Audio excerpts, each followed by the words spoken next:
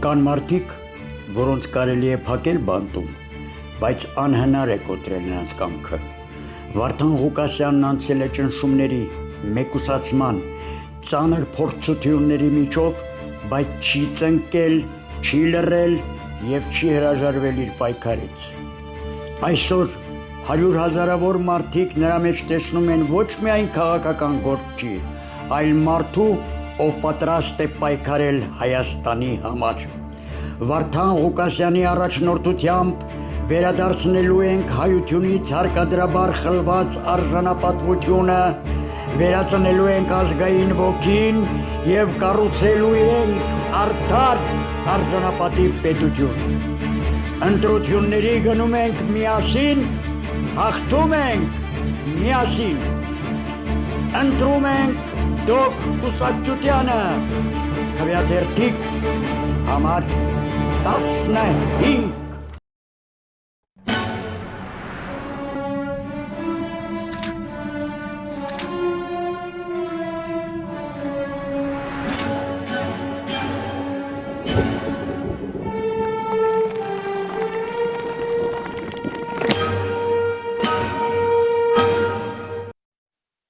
Բարև ձեզ բարեկամներ, Փակ TV-ն եթերում է և հրավիրում է իր բոլոր հետևորդներին դիտելու լինել թե չլինել հեղինակային ծրագրի հերթական թողարկումը։ Ես պիտի ասեմ, որ մեր այս հեղինակային ծրագիրը իսկապես մեծ թվով հետևորդներ ունի և մարդիկ խնդրում են, որ հնարավորինս հետաքրքիր անձանց կանչենք մեր հաղորդումներին։ Դե մենք հաշվի ենք առնում իհարկե ձեր բոլորի խնդրանքը և այսօր մեր տաղավարում իսկապես մեր բացառիկ հյուրերից մեկն է ազգային ժողովի ժողովրդավարների կուսակցության, բայց չեմ ասում ով, որովհետև պիտի դիտենք նախ նրա մասին պատմող տեսանյութը, խնդրեմ։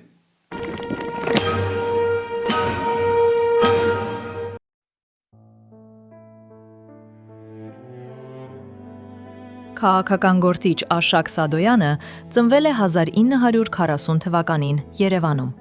Նա ազգային ժողովի առաջինից երրորդ գումարումների падգամավոր է եղել։ 1957-ից մինչև 1960 թվականներին սովորել է Երևանի Պոլիտեխնիկական ինստիտուտում։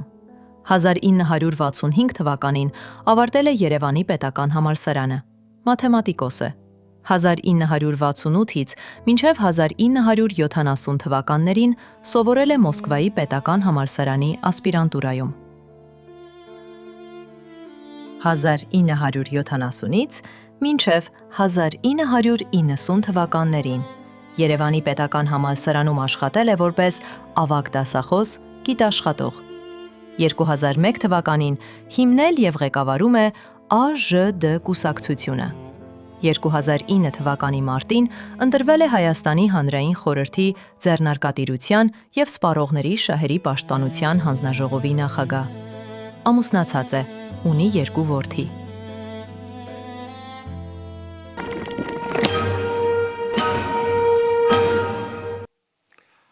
Այո, դուք չսխալվեցիք, մեր ծրագրի այսօրվա ցանկալի հյուրը ձեզ բոլորիդ քաջածանոթ ԱԺԴ-ի նախագահ Արշակ Սադոյանն է։ Բարև ձեզ։ Բարև ձեզ, ուրախ եմ ձեր հրավիրելու համար։ Վաղուց չենք հանդիպել։ Վաղուց, երկար տարիներ, բայց փառք Աստծո, ոնց որ թե գոնե ուշ լինի, լա տեսնենք ինչ կլինի։ Ես ձեզ ասեմ, որ վաղուց է ուզում ձեզ հրավիրել, բայց քանի որ նախատեսվում էր այս հեղինակային ծրագիրը, որոշեցի լավ կլինի, եթե Արշակ Սադոյանը հյուրընկալվի նախ մեր հեղինակային լինել թե չլինել ծրագրում, որից հետո արդեն կարելի է նաև առօրյա ամենօրյա հարցերին անդրադառնալ, նա այդ քննարկել հարցեր, որտեղ երկար տարիներ եղել եք ազգային ժողովի падգամավոր, նույնիսկ կարճ է ժամանակին ասում են 4-րդ խուսափողը ամբողջովին սեփականաշնորհել է Արշակ Սադոյանը, ով հայտնի է իր ընդդիմադիր, այսպես թունդ կենսվածքով։ Դուք հատկապես շատ այսպես կոշտ էիք խոսում ընտրակեղծիքների, կոռուպցիայի եւ նոնատիպ հարցերի մասին։ Հիշում եք։ Իհարկե, ամեն ինչ բարձ է։ Եվ ասեմ, այսպես ուրախ եմ ձեր հրավերների համար, առավել ևս ստեղծված այս այսպես գերլարված իրավիճակում շատ կարևոր է, ցավոք սրտի այդ իմ 4-րդ խոսափողը արդեն այսպես աշխատող չի դարձել, բայց ասեմ շատ կարևոր է, որպեսզի կիսվել մեր ընկեր ժողովրդի հետ այն գաղափարներով, բաներով, որոնք ցավոք սրտի, եթե ժամանակին ես հնարավորություն ունեի 4-րդ միկրոֆոնով, հիմա ավելի քիչ հնարավորություններ ունեմ, եւ ձեր հրավերը ինձ համար շատ կարեւոր է, անկախ նրանից, ես բոլոր հրավերներն ընդունում եմ եւ հույս ունեմ, որ կարողանանք ձեզ հետաքրող հարցերի մասին էլ բավական այսպես հանգամանալից պատասխաններ տալ։ Խնդրեմ։ Ես պիտի ասեմ, որ որպեսզի մեր զրույցը ավելի հետաքրքիր դառնա, ես որոշել եմ մեր զրույցի ընթացքում օգտագործել նաև արխիվային տեսանյութեր, ինչը մեր զրույցը կդարձնի ավելի հետաքրքիր ու դիտարժան։ Ես ասացի, որ դուք հատկապես անաչառ քննադատում եք ընտրակեղծիքները, կոռուպցիան, սա ձեր գլխավոր են խաղաթուղթներ, որով դուք շատերին, ինչպես ասում են, լուրջ, այսպես պատասխանատվության առջև կանգնած։ Հիմա մի արխիվային տեսանյութ ենք դիտում եւ շարունակում մեր զրույցը։ Կարելի է։ Ես պատրաստ եմ։ Խնդրեմ։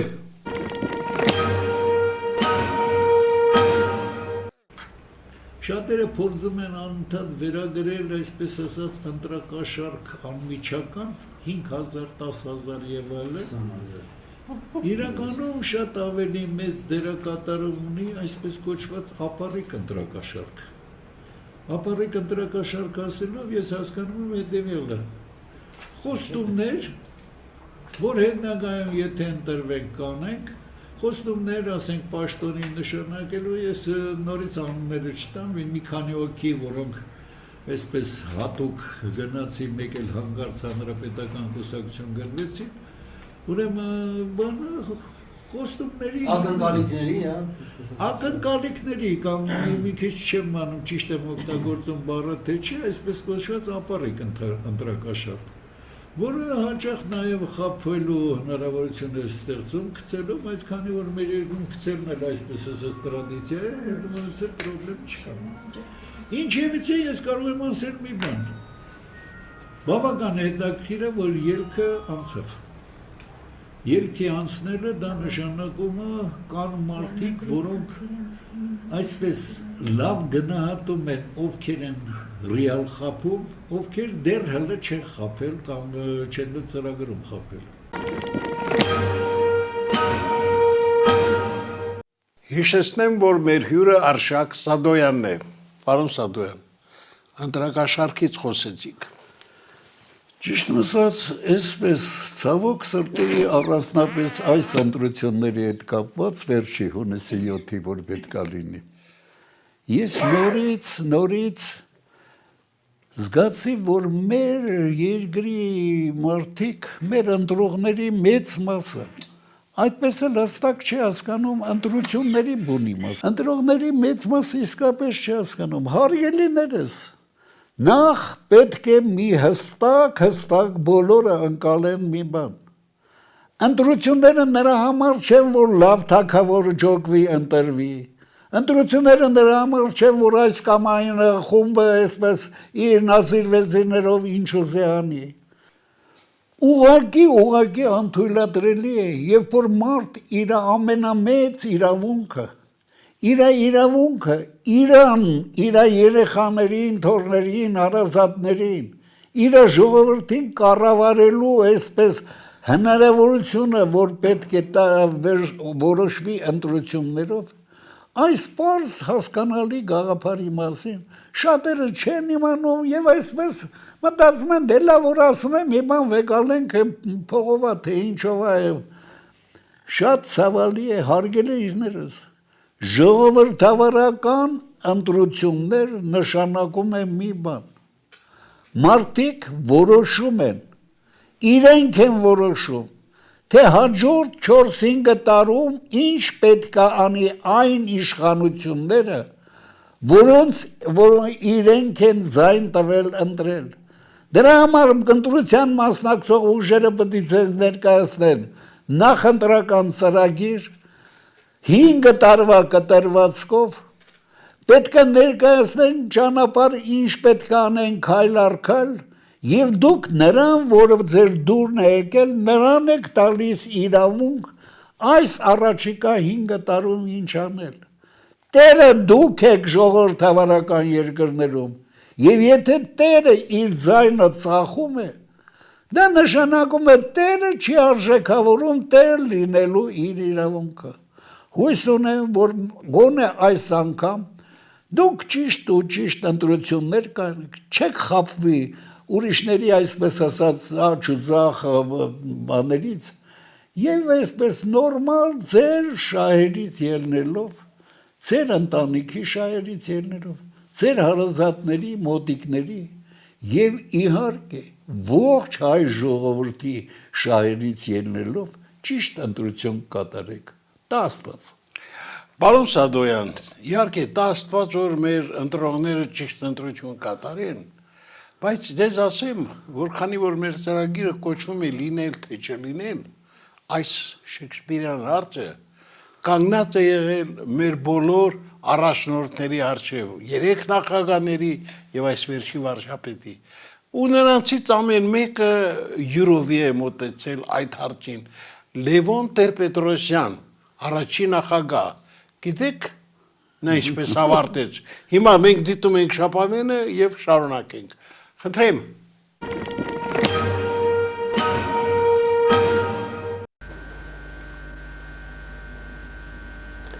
Սիրելի հայրենակիցներ, իշխանության ձեզ հայտնի մարմինների կողմից ինձ ներկայացվել է հրաժարականի պահանջ։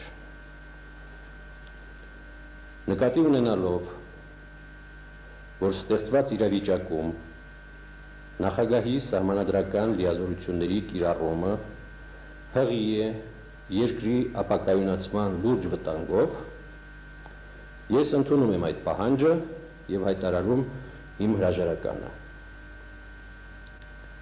Զերծ եմ մնում որևէ մեկնաբանությունից կամ որևէ գնահատականից,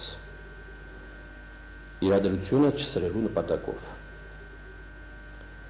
Միայն հարկ եմ համարում նշել, որ իշխանության ճգնաժամում Արցախի հարցի արծարծումը ընդամենը պատրվակ էր։ Խնդիրը շատ ավելի խորն է եւ կապված պետականության հիմնադրույթների, խաղաղության ու պատերազմի այլընտրանքի հետ։ Իսկ կյանքը ցույց կտա,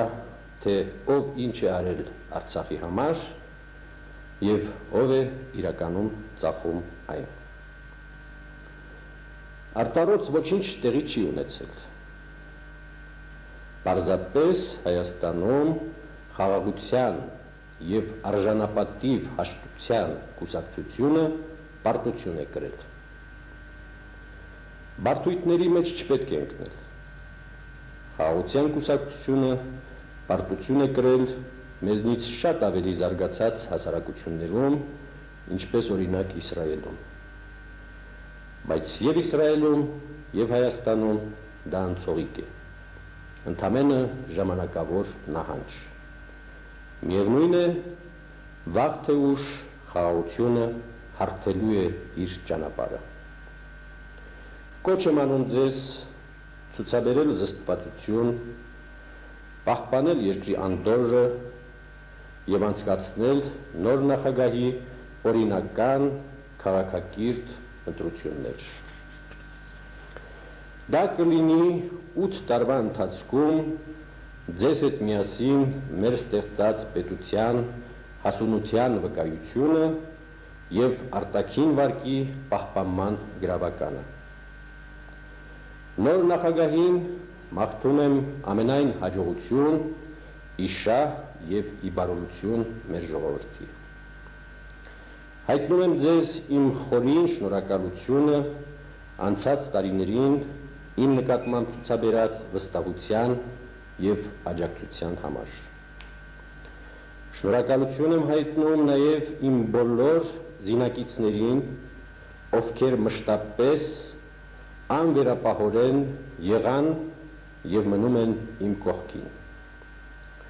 Եթե ընդունել եմ հրաժարականի որոշում, հավատացեք, դա նշանակում է,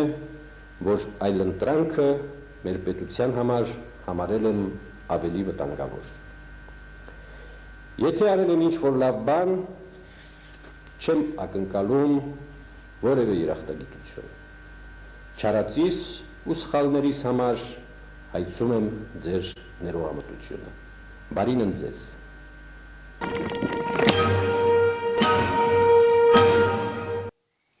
Շարունակում ենք ծրագիրը, պարոն Սադոյան, Լևոն Տեր-Պետրոսյանը լինե թե չլիներ Շեքսպիրյան հարցադրմանը այսպես պատասխանեց, իր հրաժարականով, սպասում էիք նման քաղաքակիր ձևով հրաժարվելու։ Ճիշտ ասած, դե ես այդ ժամանակ էլ բան էի, նախ Լևոն Տեր-Պետրոսյանին, ես Ղարաբաղ կոմիտեի ընդլայնված կազմի անդամ էի, որը դիպմամբ չէր ներկայացում, որ ձերբակալություններից քիչ թե շատ խոսապենք, եւ ասեմ հետեւյալը, ես բավական հստակ գիտեմ Լևոն Տեր-Պետրոսյանին, գիտեմ նրա, այսպես ասած, հակումները, պատկերացումները, եւ ասեմ հետեւյալը, այն կոպիտ սխալները, որ մենք ցավոք սրտի լինելով ընդդիմություն, բայց ես ինձ էլ եմ մեղադրում, որ ես չկարողացա այնքան այսպես ազդեցիկ լինել, որ փոխեի ուղին, ճիշտ է, քննադատել եմ, բայց արդյունքի քիչ եմ հասել։ Եվ ասեմ հետևյալը, ընտրված ուղին, որը որդեգրեց Լևոն Տեր-Պետրոսյանը 91 թվականից հետո, ընտրված այդ ուղին, որը ի վերջո շարունակեց Ռոբերտ Քոչարյանը եւ շարունակեց հետո էլ փաստորեն Սերժ Սարգսյանը եւ նրանից հետո էլ Նիկոլ Փաշինյանը, դա հետեւյալն էր, չհավատալ ազգի որպես ամբողջություն ներուժին, չհավատալ, որ իսկապես մեր հայերը, մեր էվոյակապ լեզվով մտածողությամբ, մեր աշխատասիրությամբ, մեր այսպես ասած սովորություններով մենք իրավունք ունենք աշխարհով մեկ որպես ամբողջություն գոյատևելու եւ բոլորովին կարիք չունենք, որ ինչ որ մի հատ հյուսիսից ուժ մեզ թելադրի ինչ անել։ Ցավոք սրտի, այո, սովետի ժամանակ մենք գաղութ էինք, սովետի ժամանակ մեզ ամեն ինչ թելադրում էին, բայց վերջի վերջո մենք նույնիսկ այդ 70-ից ավել տարիները հաղթահարեցինք, մենք կարողացանք անկախություն ձեռք բերել եւ անկախություն ձեռք բերելուց հետո նորից կասկածել մեր հնարավորությունների ուժերի վրա, գնալ պարկել Կրեմլի տակ, խնդրել նրանց աջակցել մեզ եւ ամեն ինչ անել, որպեսզի նրանք իրանց այսպես ասած որոշումներով կարգավորեն մեր բախտը։ Դա ցավալի է, որ սկիզբը դրեց Լևոն Տեր-Պետրոսյանը, բայց շատ ավելի այսպես ուղղված, այսպես հստակ քայլերով դա տարավ Ռոբերտ Քոչարյանը, դա տարավ հետո Սերժ Սարգսյանը, դա տարավ հետո Նիկոլ Փաշինյանը, որ թվում էր, թե պետք է գոնե մի քիչ այլ ուղղով գնա։ Իսկապես կործանարար է, երբ որ ասում են լինել թե չլինել, հարգելիներս, ժամանակն է, որ բոլորը սկսած ինձանից, ձեզնից, Լևոն Տեր-Պետրոսյանից, մյուսներից, հասկանան, որ գործն է անմահ, լավ իմացեք, որ հարգելի մարդիկ, դուք ընդամենը գործիքներ եք, որովհետև կա մարդկության քաղաքակրթություն, մարդկության քաղաքակրթությունը պատմության մեջ զարգանում է, ժողովուրդները ստեղծվել են, որպես կոլեկտիվ ամբողջություն, որպես այդպես համագործակցող խումբ, համատեղ պայքարեն այդ մարդկության քաղաքակրթության առաջընթացի համար, դրա համար է Homo sapiens-ը տեր կանգնել աշխարհին, դրա համար է մենք հիմա գազանանոցնում ենք պահում ամբնին, եւ չենք հասկանում մեր արժեքը։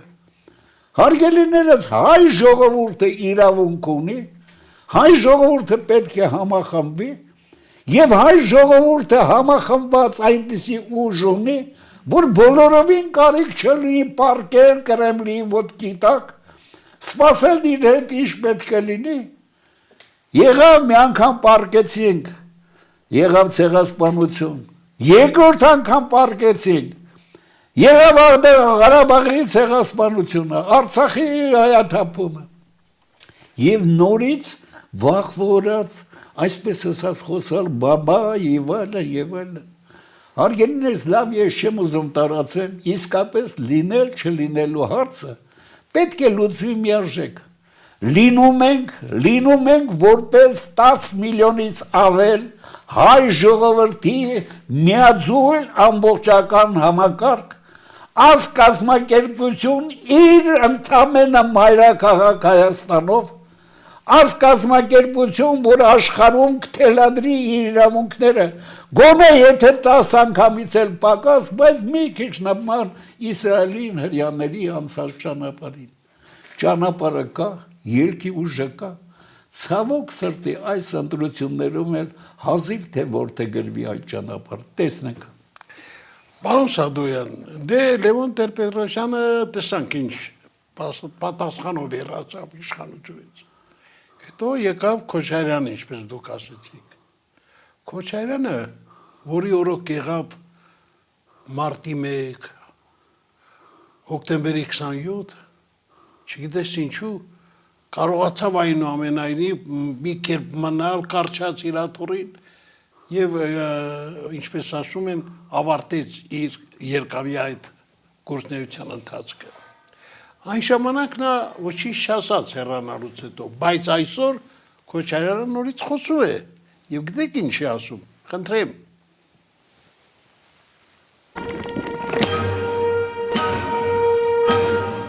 Ես կրկնեմ այն միտքը, որը վերջերս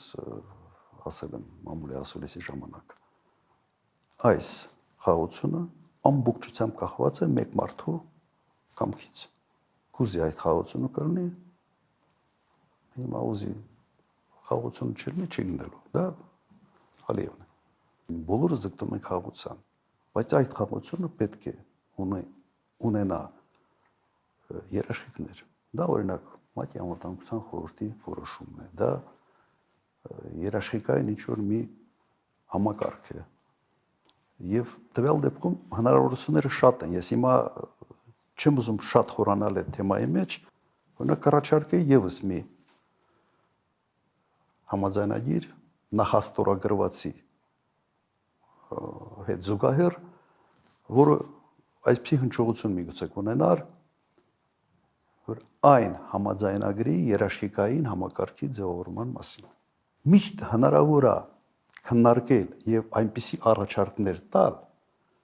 որոնք ոչ թե շղթում են այն ինչ որ արված է, այլ համալրում են դա եւ ամրացնում են։ Եվ դու չես դառնում աշխարհակաղակական կենտրոնների բախման կետ, այլ հակառակը դու կոմպլեմենտար տարբերակ ես առաջարկում այս ամենը միացնելու համար։ Սա այն քաղաքականությունը, որը մենք 10 տարի արել ենք Հայաստանում, կոմպլեմենտարությունը։ Եվ 10 տարի մենք շատ լավ հարաբերություններ ենք ունեցել եւ Ռուսաստանի հետ, եւ Իրանի հետ, եւ Միացյալ Նահանգների հետ, եւ եվրոպացուց հետ։ Եվ ինձ անընդհատ իմ գործընկերները հարցնում են, այդ ո՞նց եք անում, որ սաղի հետ լավ եք։ Ես մի բան եի ասում։ Ասում եմ, որովհետեւ մենք գիտենք ամեն մեկը sense մի ցավող մազոլ ունի, կոպիտ ասած։ Չենք կողում դրա։ Փորձում ենք մեր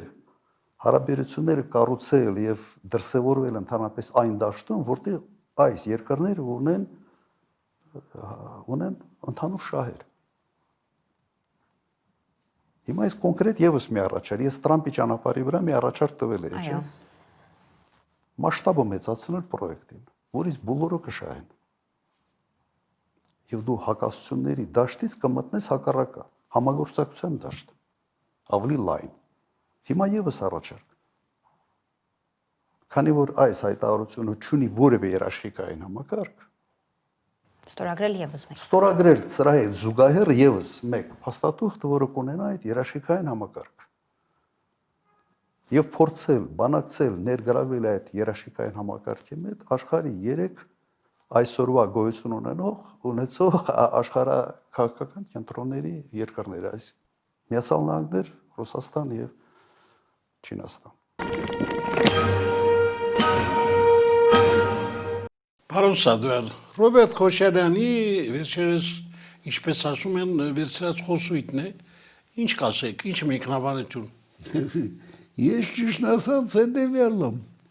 Ես անընդհատ հիմա քննադատում եմ, խոսում եմ Նիկոլ Փաշինյանին, որ նա սուտը սուտի հետևից է ասում, որ նա անընդհատ փորձում է խաբել մեր ժողովրդին այսպես տարբեր, լավ Նիկոլին հետո կանդրադառնանք։ Եվ ես, երբ որ լսում եմ Ռոբերտ Քոչարյանին, զգում եմ, թե ինչպես են Ղարաբաղյան այսպես կլանի ներկայացուցիչները, սկսած դեռ նախորդների, այսպես ասած, աջակցությունից, քայլ առ քայլ փորձում եմ միամիտ այսպես հարիվի տեղ դնելու կներեք այս բառի համար։ Մեր ողջ ժողովուրդը ես սուտը սուտի հետևից ասել։ Հարգելիներս, ինչ է այսպես բանանում, որ մենք բոլորի հետ ենք ուզում լավ լինել եւ այլն եւ այլն։ Երբ որ ակնհայտ է մի բան, դուք ծայրից ծայր ձեր աթոռները պաշտպանելու համար, սկսած Ռոբերտ Քոչարյանից, սկսած Սերժ Սարգսյանից, վերջացած Նիկոլ Փաշինյանով, դուք ընդամենը վերցել եք տեր եք դրել ձեր գլխին, Կրեմլին, Պուտինին, մինչև էդ լավ թողնենք, եւ այսպես այդ տիրոջ առաջ ուղղակի ստորացած պարկել եք, եւ դեռ ժողովրդին էլ խաբում եք, որ մենք հավասար իրավունքներով հարգելիս, ոնց կարող է դուք Ամերիկայի, Եվրոպայի հետ հավասար լինեք, կամ Հնդկաստանի, նույնիսկ Չինաստանի հետ, Երբ որ դուք ռազմական բազա եք տվել ռուսներին, երբ որ ձեզ գույք պարտքի դիմաց ամեն ինչ ունել տվել եք, երբ որ Հայաստանի այսպես ասած տնտեսության տերը դարձել են նրանք, եւ դա էլ հələ ոչինչ։ Երբ որ Հայաստանի, հələ պատկերացրեք, գնում է 44 օրյա պատերազմ, Հայաստանը այսպես ասած ունի Իսկանդեր, Այդ Իսկանդերը նվիրել է նրան, թեփտվել է փողով եւ այլ Ռուսաստանը։ Եվ Հայաստանը, եթե Ռուսաստանի գերին չի, Կրեմլի գերին չի, փորձում է իր Իսկանդերով մի հատ կրակել։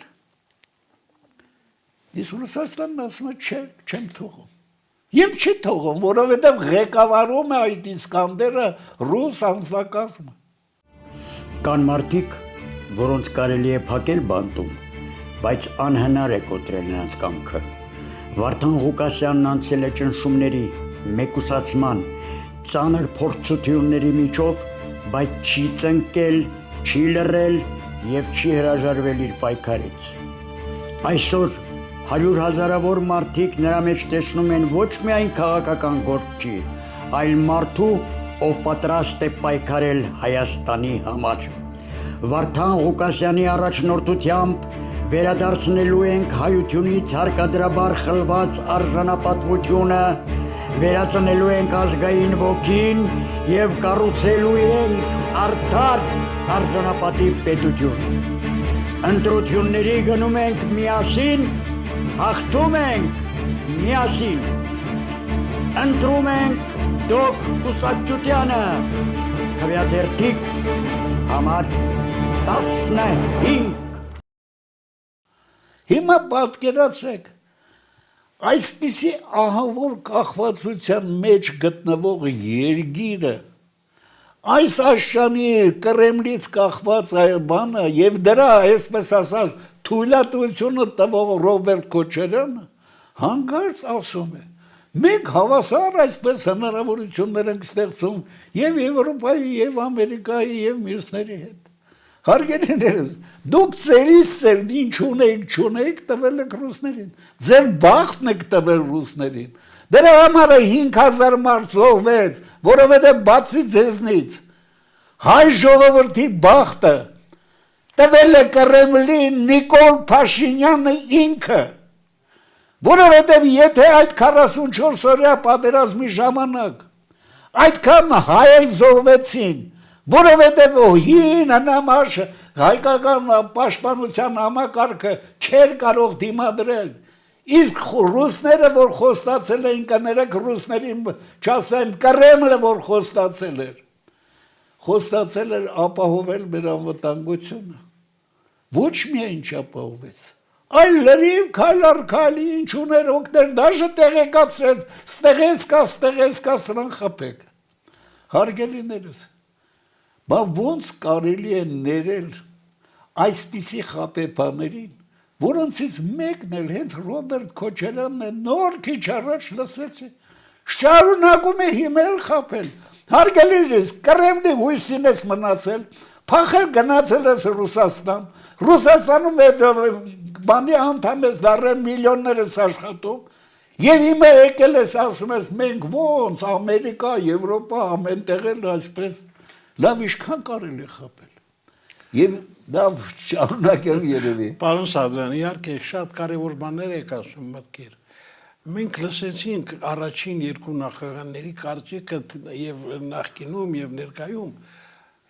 Հետո եկան Սերժ Սարգսյանն ու Նիկոլ Փաշինյանը։ Հիմա մենք մի արխիվային եւս տեսանյութ ենք ցուցադրելու։ Շատ էսպես բոլորին քաջացանոտ։ Բայց դիտենք, որից հետո շարունակենք մեր զրույցը։ Խնդրեմ։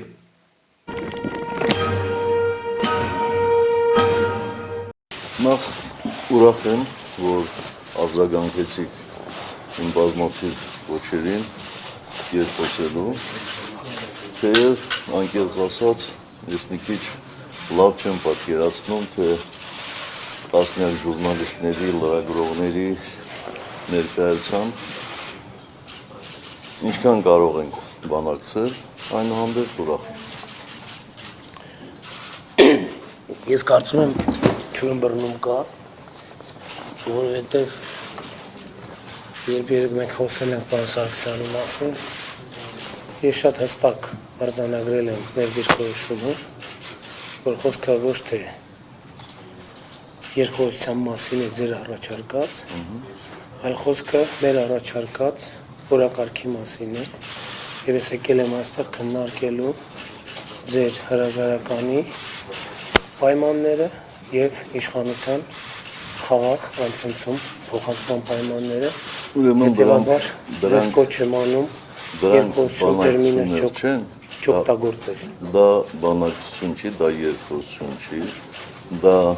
ուղղակի ուլտիմատում է, շանտաժ պետությանը, օրինական իշխանություններին, դուք չեք գիտակցում պատասխանատվության աստիճանը, դուք դասեր չեք քաղել մարտի 1-ից, եւ եթե այդ տոնով պետք է խոսել, ապա ինձ մնում է ձեզ մեկ անգամ եւս խորհուրդ տալ,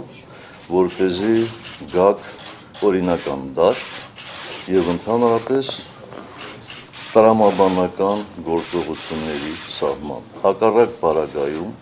ամբողջ պատասխանատվությունը ձեր վրա է։ Ընտրեք։ Պարոն Սարգսյան, ուրեմն ես ուզում եմ շատ հստակ լինել, որ ընդհանրապես մեզ հետ որևէ մեկը չի համարձակվել ու չի կարող համարձակվել սպառնալիքների տոնով խոսել։ Ես ասում եմ, որ դուք չեք պատկերացնում հանրապետությունում իրավիճակը։ Իրավիճակը հանրապետությունում այնպեսին չէ, ինչպեսին դուք գիտեք 15-20 օր առաջ։ Իրավիճակը Հայաստանի Հանրապետությունում փոխվել է։ Դուք Հայաստանի Հանրապետությունում չունեք այն իշխանությունը, ինչի մասին ձեզ զեկուցում են։ Հայաստանի Հանրապետությունում իշխանությունը անցել է ժողովրդի ձեռքը։ Սա ժողովրդի անունից 7-8% տարած խմբակցությունը իրավունք չունի խոսելու եւ ես այլևս ցանկություն չունեմ ձեզ հետ շարունակելու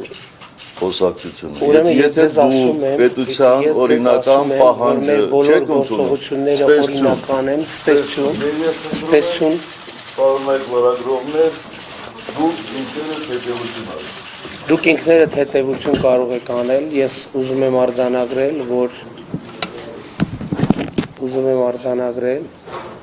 որ սա եւս մեկ ապացույց է, որ պարոն Սարգսյանը լավ չի տիրապետում հանրապետությունում ստեղծված իրավիճակին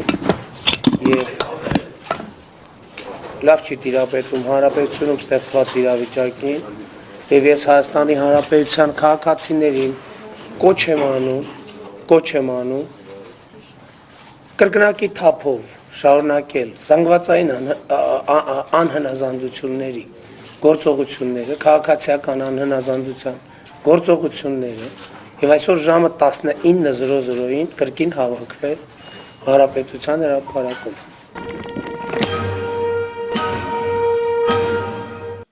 Շարունակում ենք ծրագիրը, լինել թե չլինել հեղինակային ծրագիրն է եթերում եւ պարոն Սադոյան քիչ առաջ լսեցինք երրորդ նախագահին եւ ինչպես պարզվեց հետո նոր վարչապետին երկխոսությունից ինչ որ բան հասկացաք։ Մենք նայեցինք մի կտոր իրանց բաներից, բայց ցավոք սրտի, եթե վերջի կտորն էլ այսպես նայենք, երբ որ Սերժ Սարգսյանն ասեց դուք ճիշտ եք Նիկոլ Փաշինյան, այն ժամանակ լրիվ պատկերը ամբողջական կլներ։ Հիմա պատկերացրեք հետևյալը։ Նախ Սերժ Սարգսյանը հնարավորություններ ուներ այս ոչ ժողովրդավարական համակարգով երկրում, ինչպիսին է Հայաստանը առ այսօր, բոլոր հնարավորություններն ուներ ուժի կիրառմամբ, մարտի 1-ի նման չասեմ, ավելի փափուկ ուժի կիրառմամբ, թույլ չտալ, որ Նիկոլը գա իշխանություն։ Եվ բնականը հարց է ծագում, իսկ ո՞նց եղավ։ Ակնհայտ է մի բան, վերջի վերջո Սերժ Սարգսյանը, Ղարաբաղյան, Արցախյան ծագում ունի, Սերժ Սարգսյանը հասկանում է, թե ինչ վտանգավոր աշճանի է հասել կախվածությունը Կրեմլից, հասկանում է, թե ինչքան է ուժեղացել վերջի 6 միլիարդ դոլարի զենք տալուց հետո տարբեր մի խոսքով Ադրբեջանը ինչքան է ուժեղացել, ինչքան է պայմանավորվել Թուրքիայի հետ նրա աջակցությունը, ինչքան է հիմա բազար անում Պուտինի հետ, եւ շատ հավանական է, որ Պուտինն էլ նոր մի 6 միլիարդ էլ իր գրպանն է անմիջական դնում, փոխանակ տալու Սերժ Սարգսյանին, ինչպես բաններ ասել Լուկաշենկո։ Եվ այս պայմաններում, երբ որ Սերժ Սարգսյանը տեսավ, որ ոչ մի վարիանտ չկա, Հայաստանին չեն պաշտպանելու, եւ գալու են, գրավելու է Ադրբեջանը, Արցախը։ Այս պայմաններում բոլորը կմեղադրեն Հայաստանի նախագահ Սերժ Սարգսյանին, Արցախյան ծագումով Սերժ Սարգսյանին, թե ես ինչ արեցիր։ Եվ նա զգուշավոր մարդ մտածում է հետևյալը. հարգելիս, գոնե ես հասկանում եմ, որ հնարավոր չի լինի լուրջ այս բանով։ Ավել լավ է մի հատ այսպես ասած դուխովի գլխարկ դնողին ասեմ արվեկալ իշխանությունը տես ինչ ես անում։ Եվ նայել ես նրա խելքի մասին բավական հստակ պատկերացում ունեմ ես էլ եւ հավանաբար Սերժ Սարգսյանն էլ, որ նա չի էլ հասկանում, որ իրան տվեցին այդ իշխանությունը, որ ինքը իր ձեռով կրակը գցի հայ ժողովրդին, որ նրան դիտմամբ տվեցին այդ իշխանությունը, եւ այս պարզ բանը չիմանալով, Սերժը գոնե այնքան խելք ուներ, որ մտածեց ախպեր ավել լավ է շարից բանից հեռու, ինչի՞ս է պետք տարկես, բնական է երևի ինչ-որ բաներ էլ պայմանավորվելով հետագայի մասին, որովհետև հետագայում ոչ ինքը, ոչ Ռոբերտ Քոչարյանը, ոչ էլ որևիցե մեկը լուրջ, այսպես ասած 10-15 տարով դադարանով դատապարտված հիմա կալանավայրերում չեն։ Հարգելիներս, աշների դեմը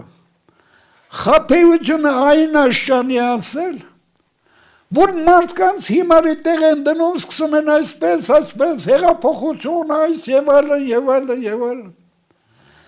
Իրականությունը լրիվ ուրիշ է, իրականությունն նոր է,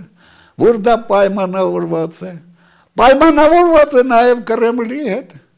պայմանավորված է, որ այսպես ասած բանը, հույս ունեք, որ դուք էլ բավական կոմպրոմատ ունեք Նիկոլի եւ մյուսների հետ, տանք իրան, հետո դուք կկարգավորեք, ես թողում եմ գնամ։ Այս է Սերժի մտածողություն։ Լավ, ես ավելի տարածվեցի։ Չէ, շատ հետարքիր մտքեր եք արտահայտում, պարոն Սադոյան։ Դե ամեն մարդն ասում եմ, յուրովի է պատասխանում լինել թե չլինել այս Շեքսպիրյան հարցադրմանը։ Ճիշտ եք ասում, Սերժ Սարգսյանին երևի այդ տարբերակը ավելի գերադասելի էր։ Տամպրցնեմ, եղբայր։ Դե մյուս կողմն էլ հասկանալով, թե չհասկանալով ինչ վերցրեց, կյանքը ցույց կտա։ Շատ հավանական է կներեք, որ իսկապես չհասկանալով։ Ես անընդհատ ամեն տեղ ասում եմ հետևյալը, հարգելիներս, քաղաքականությունը ոչ թե պոռնիկության արվեստ է, այլ ամենաբարդ գիտության, արվեստի, այսպես ասած, մարդաճանաչության մի հատ բարդ խառնուրդ է, և նա, ով հավակնում է երկիր պետություն ղեկավարել, ժողովուրդ ղեկավարել, պետք է մի քիչ գոնե այդ գիտելիքների բաներին տեր կանգնի, աշխարհընկալման պատկերացումներ ունենա, պատկերացնի, թե ինչ կլինի մի տարի հետո, 2 տարի հետո, կարողանա կանխատեսել։ Հիմա պատկերացրեք, մտավոր կարողություններից պակաս մի մարդ, որը սկզբից լավ չհասկանալով դուխովի գլխարկը դնելով ասում էր, դե մենք ամեն ինչ կանենք, Արցախը Հայաստանն է եւ վերջ։ Եվ այդ մարդը, որ այսպես ասած ոգևորված իր գլխարկով դուխով բերեց հասեց, եկավ իշխանության, մեկ էլ տեսավ ախպեր ինչ։ Եվ հանկարծ դառավ ամենասարսափելի վախկոտ անձնավորությունը, որը իր թորից վախենալով պատրաստ է 5000 զոհ տալ,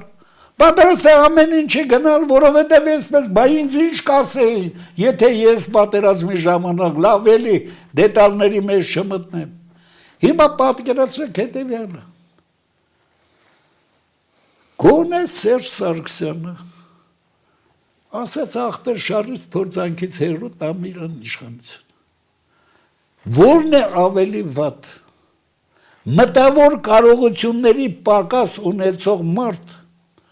որը չի հասկանում, թե ինչի համար ոնց իշխանությունը տրվեց իրեն, որը չի հասկանում նաև ինչ պետք է անի, եւ ամենակարևորը, հələ պատկերացեք մարդ, որը չի հասկանում, որ ախպեր ջան կա դարերի մեջ ապրող հայ ժողովուրդ, իր հայոց պատմությամբ, իր երկար անցած ուղով, կա հայոց ժողովուրդ աշխարհում 10 միլիոն, իսկ Հայաստանում մնացել ընդամենը 2.5-ը, որ Հայաստանը որպես բոլոր հայրերի հայրենիք պարտավոր է մտածել ողջ հայ ժողովրդի մասին, որ միակ հնարավորությունը համախմբել մեր մարդկային կապիտալի գումարային ողջ ներուժ աշխարհով մեկ, ձևավորել մի հատ բուն, այսպես կուր, ազգազմակերպություն գոնե հրյաների սիոնիստների կեսի չափ գոնե, մի հատ հզոր կառույց, որը կդիմանա ոչ միայն Ադրբեջանի, այլ նաև Թուրքիայի, այլ նաև Ռուսաստանի այդպես նկրտումների։ Հարգելիներս կա ճանապարհ, կա լուծում, եւ այդ լուծումը բոլորովին չի հասկանում մտավոր կարողությունների պակաս ունեցող Նիկոլ Փաշինյանը, ցավոք սրտի այդ լուծումը չեն հասկանում, կամ ենթադրենք իրանց, այսպես ասած, կալանայի շահերից ելնելով, անձնական շահերից ելնելով չեն ուզում ընդունել եւ Ռոբերտ Քոչարյանը, եւ Սերժ Սարգսյանը, եւ ցավոք մի քիչ կոնե դրա մասին աղոտ պատկերացում ունեցող Լևոն Տեր-Պետրոսյանը այդպես էլ ցավոք չհասկացավ ինչ բան է հայ ժողովուրդ, ինչ բան է ազգային արժեքներ պատկանելություն, չհասկացավ թե ինչ բանի համար են աշխարհում սկզբից սրանից մի 15-20 հազար տարի առաջ կային ընդամենը 3-4 քիչ թե շատ կարող ժողովուրդներ իրանց լեզվամտածողություն։ Այսօր աշխարհում կա 4800-ից ավել տարբեր ազգեր, տարբեր լեզուներով, տարբեր խոսացող։ Կան դրանցից առնվազն 200-ից ավել պետություն ունեցող ազգեր։ Առնվազն մի 30-40 հազար ժողովուրդներ էլ պատմության թատերաբեմից հեռացել են, չեն դիմացել, հին եգիպտացիներ, մյուսներ։ Եվ այս պատմության ընթացքը տեսած պետություն ղեկավարելու հավակնություն ունեցող մարդը չի հասկանում, որ հարգելիներս աշխարհը մրցակցության աշխարհ է։ Մարդիկ իրար հետ մրցում են, ես իմ երեխաներին դաստիարակելուց ասում եմ, բա մոչի դու ես բանը չես կարող անես, ես բանը, բա մոչի որ են մեկը, մենք սովորեցնում ենք մեր զավակներին մրցակցության, պետությունը սովորեցնում է իր ժողովրդին մրցակցության մեջ մտնող ազգերը, ժողովուրդները նրանց պետություններն են, ձևավորում այդ մրցակցությամբ իրանց կարողությունների, իրանց գտածի ցուցադրմամբ, որը վերջիվերջո մտնում է քաղաքակրթության ընդհանուր շտեմարանը, քաղաքակրթության զարգացման համար են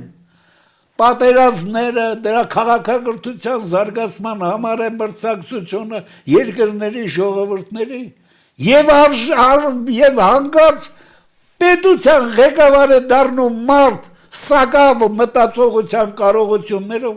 որը ոչ միայն դեր չի հասկանում, այլ խոսում է Մասիսի մասին, ինչ եք ասում, բերեք հիմա բանից հանենք, մեր անձնագրից այդ նկարը հանենք, Արագած թողնի ինչի Մասիս, հարգելիս, քո պատմությունը Մասիսի հետ է, Մասիսը քրիստոնեության հետ է, Մասիսի վրա են, որ կովչեգ են դրել, դրա համար է Նախիջևանը, որտեղ առաջինն է իջել, հարգելիս, եթե դու չես հասկանում, թե քո ժողովուրդը ոնց ինչ պատմություն է գնացել, որտեղ է հասել եւ ոնց պետք է աշխարհով մեկ համախմբել այս ժողովրդի մտավոր կարողությունները մի ամբողջության մեջ, մեր արժեքը ոչ թե նավթ ունենք, ոչ մեր մարդկային կապիտալն է, մեր մարդկային կապիտալը գործի գցելու համար համախմբել աշխարհով մեկ մեր ողջ հայությանը, այդ բանը չհասկանալով, եկեղեցու դեմ անիմաստ կռիվներ տվող, անիմաստ հայրենասիրության մոդելից խոսացող զարմանում են ոնց է համարձակվում այդ աշճանի խաբել հայ ժողովրդին եւ ներողություն,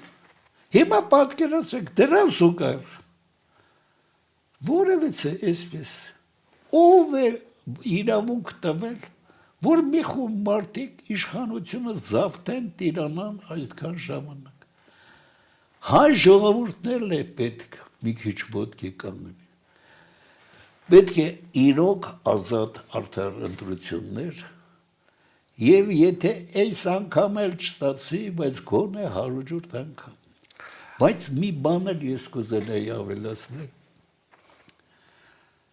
Հարգելի հայեր ազգակիցներ, գոնե հասկացեք մի բան, մեզ պետք է, եթե չենք կարողանում հաղթել Նիկոլակների մյուսներին այս ընտրություններով, եթե նույնիսկ չստացվի դա, բայց կարող է նաև ստացվել էլ, բայց եթե չստացվի էլ, գոնե ազգային ժողովում ունենանք չենթարկվող, պայքարող ուժեր, գոնե ազգային ժողովում ունենանք համազգային շահերով ղեկավարվող, աշխարհի լավն ու վատը տեսնող, քաղաքակիրթ աշխարհի հետ, Եվրոպայի հետ ոտք գցող ուժ, որը որ եթե կռվի էլ նույնիսկ նիկոլականների մյուսների հետ, շատ ավելի մեծ արդյունք կտա մեր պատմության ընթացքին, քան թե եթե այդ ուժը, այդ հնարավորությունները այս ընտրություններում չունի։ Դա Աստված, ես անձամբ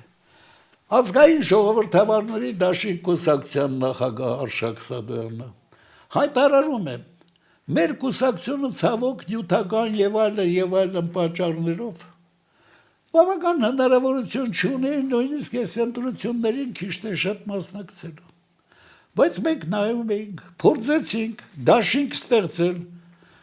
դեպի քաղաքակիրթ աշխարհը կողմնորոշված համազգային շահերով, ժողովրդավարական արժեքներով ղեկավարվող ուժերի համախումբ չստացվեց։ Միայն արձագանքեց մի կուսակցությունը, շնորհապետական թազակուսակցությունը ձևավորվել, Գուրգենը Սիմոնյան, եթե չեմ սխալվում։ Եվ այդ կուսակցությունը գոնե ասեց, այո, պարոն Սադոյան, մենք համաձայն ենք ամեն ինչի եւ այլն եւ այլն։ Հարգելիներս, հարգելի ընտրողներ, այս անգամ գոնե չխափնվեք, Նիկոլ Փաշինյանը ծերից ծեր ամեն ինչ խափում է։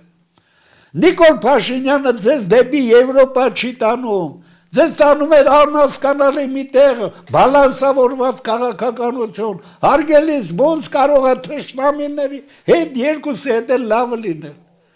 Երբ որ այդ թշնամիներից ամեն մեկը քեզ ուզում է սարքել է մյուսի դեմ կռվող։ Եվ եթե դու դա չես հասկանում, եւ դեմ խախմում ես մարդկանց,